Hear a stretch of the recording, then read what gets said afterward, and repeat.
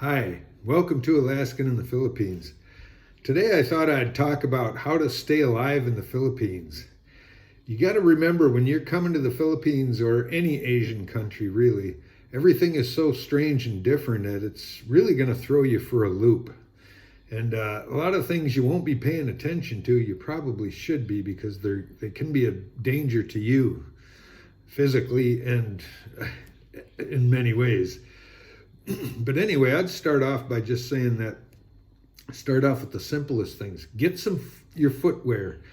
Most of you guys are going to be coming to an Asian country and you probably haven't wandered farther than your bathroom in a pair of shower shoes or slippers, they call them here, sandals. Most people, and I see it all the time, the expats will go out and they'll buy, when they hit or some never do go out, and they go out and they buy them dollar store sand flip-flop rubber foam half-inch thick flip-flops from the dollar store, 50 pesos or whatever, and then they wear those around. And that's fine if that's just your bathroom, but if you're trying to travel around town going up and down through curbs and broken sidewalks and stuff, they're gonna fold up on you and they're gonna trip you up and you're probably gonna go face first somewhere at the very least, or there's no toe protection. You're gonna stub your toe or cut it real bad.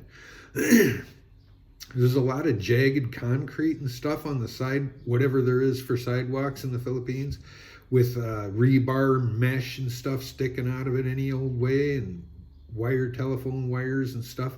I wrapped a wire around my toe the other day walking. That hurt, got right under my fingernail or toenail. So yeah, get yourself some good leather sandals with some padding on the bottom, so you don't, because these sticker bushes could go right through them thin ones too. So get you some good leather sandals with some thick width at the bottom with traction. Get some traction. You're going to need it when the concrete is wet or the pavement's wet. It gets real slippery. Those things will go right out under, especially on some kind of slick tiles.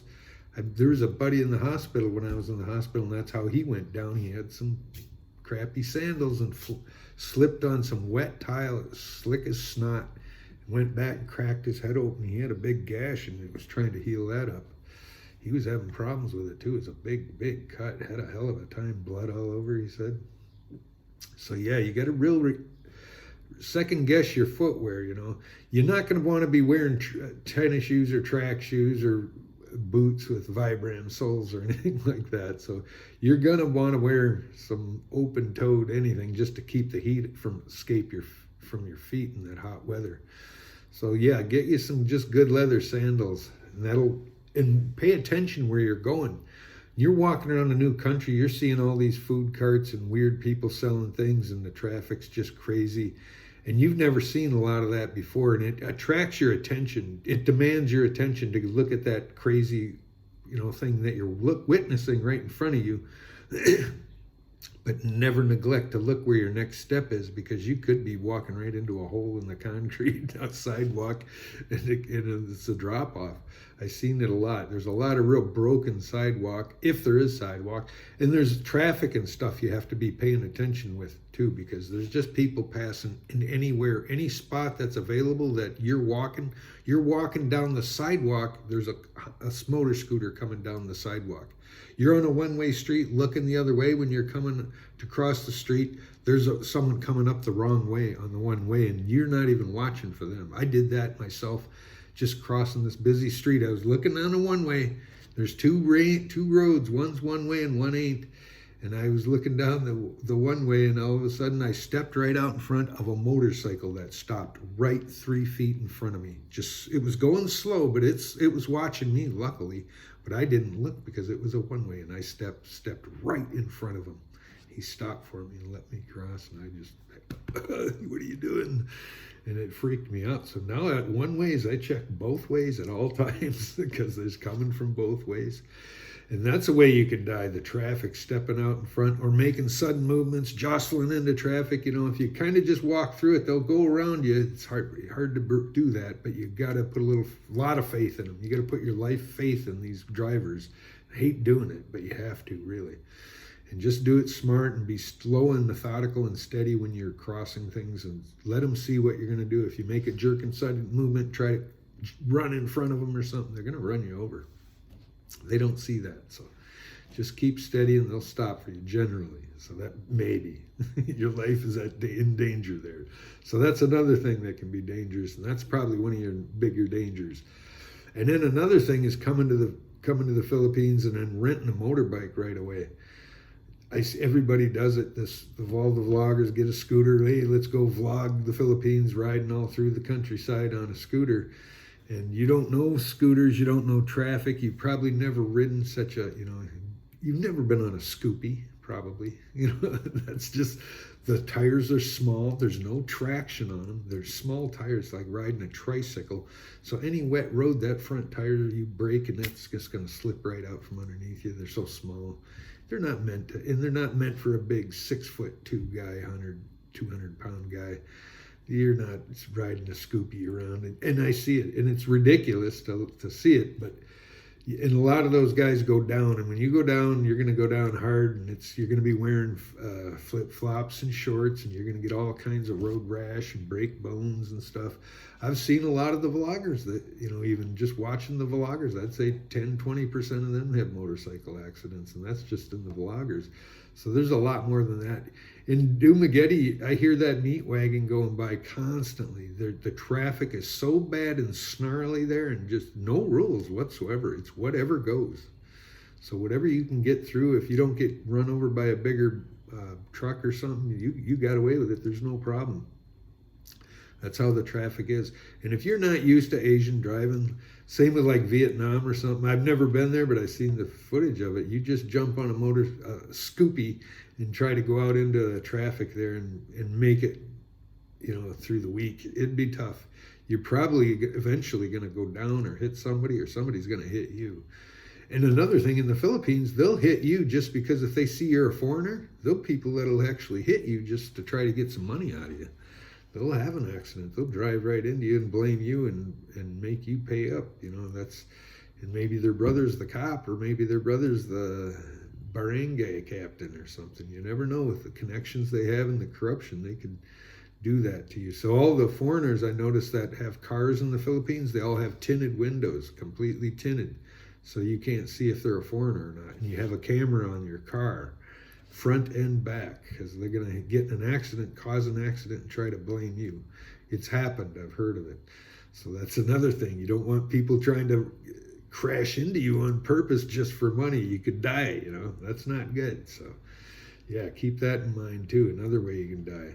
And another way, don't be worth more dead than alive, If you take out a big health insurance policy and tell your girlfriend and her family that they're the beneficiaries of this $1 million, $2 million peso beneficiary when you die, and you're probably maybe you're an old man already, they're probably going to maybe help you along. They're going to be wanting that money sooner, before their parents die, I ain't saying it happens, but I ain't saying it wouldn't happen either. You just really, the greed factor can turn people crazy. I've seen it before where it does.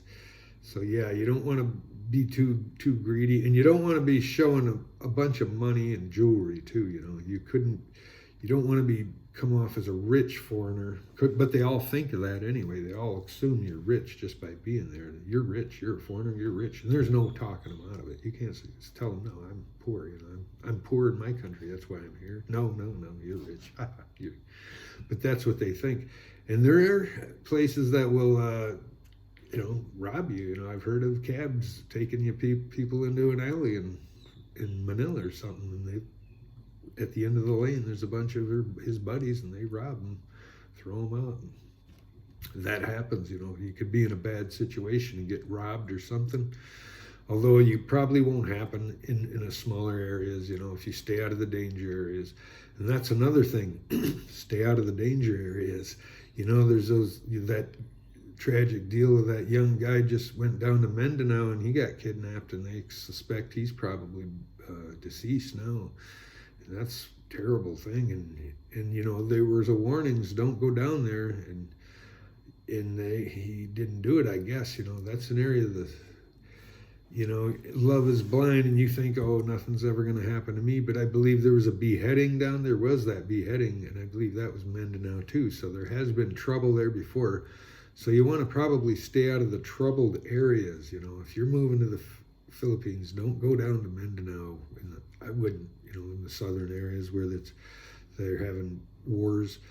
You probably, you know, it's even that way in Thailand. There's a few places that they're having skirmishes and stuff, and Myanmar's having war too, right over there. So, yeah, you got to be careful of that. Although your chances in Dumaguete of that happening are pretty slim, but like I say, you go into the other areas, that's not going to happen. But you know, just to show you, I was driving through Dumaguete one time in a trike with a girlfriend, and we pulled up, and there was a police standing there around a puddle of blood right in the park there. And I go, what happened? She goes, they got shot. They shot somebody. I go, why did they shoot him? Who got shot? And she says, probably drugs. So it was back in the Duterte days when they were still killing people. And she got whacked, I think. According to her, it was drugs. And there was some cops standing around with guns, machine guns and shotguns, big blood puddle. They just removed the body, it looked like. So that's another thing. And another one was in Valencia. So you remember this, Dumaguete's not. Valencia, a guy and his girlfriend killed somebody. I don't remember the exact details, but going on memory, I believe it was a foreigner in a Filipina killed somebody and did something with him, stuffed him in a trash can or something like that. And they got caught. They caught him the next day or something, and they took him to jail, and then the judge let him out, said, oh, not enough evidence, and let him out of jail. The hitman whacked him the same day or the next day. Both him and his girlfriend got whacked. So that was planned. They let him out of jail and whacked him. They wanted an eye for an eye. And that's what happens a lot of them. And if you know, that can happen with a family. If you get onto a bad girlfriend and things go bad too, and you insult their family or something like that, make them lose face by just leaving them with nothing or something, you know, you could really, or not giving them money when they demanded it, you could be setting yourself up for whacking. And I heard that it only costs $5,000 to have somebody to hire a hitman in the Philippines, around Manila area is what I heard. I don't know if that's true, but 5,000 pesos is $100, probably less now with the exchange rate. So yeah, you can be dead pretty cheap. So keep that in mind. You really, really don't want to make enemies in the Philippines. Even the poor taxi driver, you don't want to argue with them or something. You know, they're used to it. You know, they could have you gone, and nobody would know, and nobody would look into it. Maybe, who knows? You know, you wouldn't get much help on it. Maybe, I don't know. But yeah, that's just something you gotta keep in mind. Asia is not like back in America where you can get a lawyer and sue somebody. You know, somebody can if somebody's got some money and don't like you, they can make life hard for you. They can have you thrown in prison, and that's one place you wouldn't want to be in an Asian prison. Any of them, basically. But in the Philippines, even worse. You'll wish you were dead in the Asian prison in the Philippines, because you might not come out. They say probably half, I would guess half the foreigners that stay there for any length of time will probably end up getting killed or die on their own, because the conditions are so harsh and other things probably. But yeah, they probably just give up on life, my guess, and die. Say, I'm done. I ain't staying here. I'm dying. And that's terrible. So, you know, and I ain't saying it's bad in the Philippines and all that, and you can't trust anything, but there are those things that you have to think about. There's also another thing you need to think about when you move to the Philippines is where the typhoons hit. You don't want to be set yourself up right on the Typhoon Alley, which is Manila area north of Baguio and that northern part of Luzon. They get all the typhoons hit them directly every year. You set your clock by it. Certain during rainy season, them typhoons are going to come rolling through there. They roll right through there, and then they kind of head up towards Taiwan and then into China. Usually, that's the whole pattern of them. They come across the area around Negros. They usually avoid the storms. But I was there right after COVID sanctions lifted. I went right into the Philippines after that. Couple of months after it just lifted. And that storm did hit Dumaguete area, and it had wiped out a bunch of the trees. All the big acacia trees, a lot of them were blown down. And they were still there, laying there when I got there a couple months later. You could still see the destruction. When I went snorkeling out at Darwin, and I had just been there before that, and it was nice, beautiful coral. When I went back after that storm, that coral was all smashed from the waves, broken up all over. The coral was just battered up. I was very surprised about that. So the storm did hit Dumageddon that time, and they were out of power for several days, and it was a bad deal. So yeah, they can hit there too, but generally they don't hit it that much there.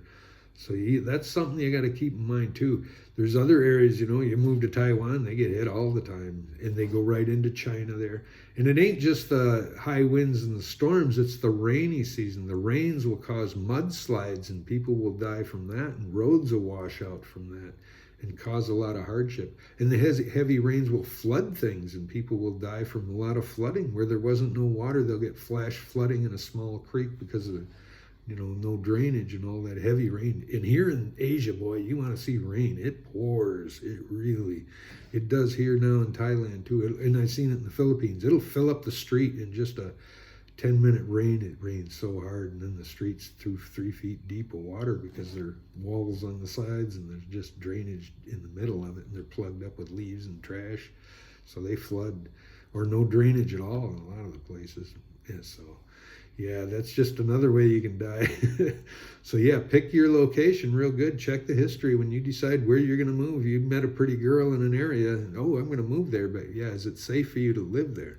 Think of that, and is it storm? Check the history of the typhoons in that area and see if they got devastated.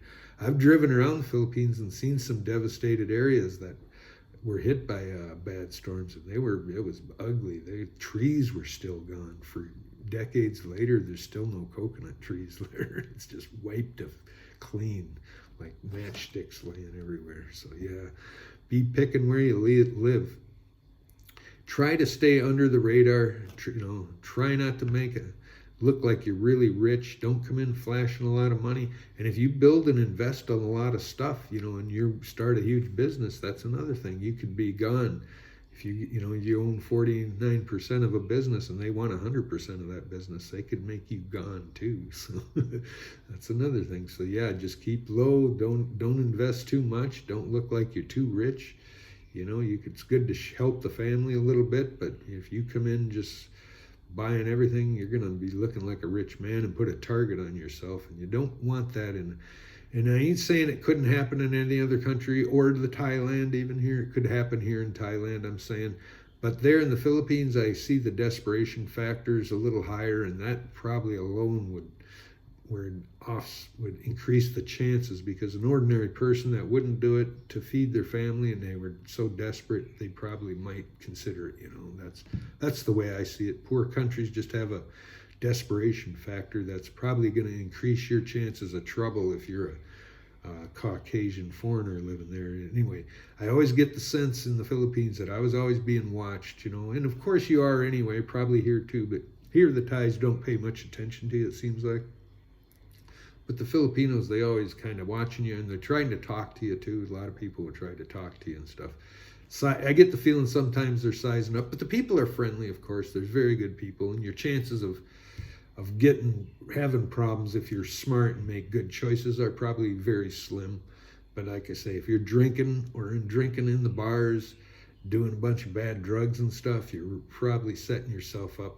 And don't be doing anything illegal too, because you could be setting yourself up for blackmail there too, and that could put you in a situation where they're going to extort everything out of you and kidnap you. It could keep you against your will or whatever, So be careful of that. Don't do anything that they can turn around and blackmail you on and threaten you, turning you into the police and send you into a Philippine jail. You don't want that. And that's just good common sense for anywhere in Asia you are. It ain't just the Philippines. So keep that in mind. These are kind of some things you should not do when you're in Asia, no matter where. But I'm talking about the Philippines this time. So, well, thanks for watching. Be sure to like, share, and subscribe. And we'll see you in the next one. Bye.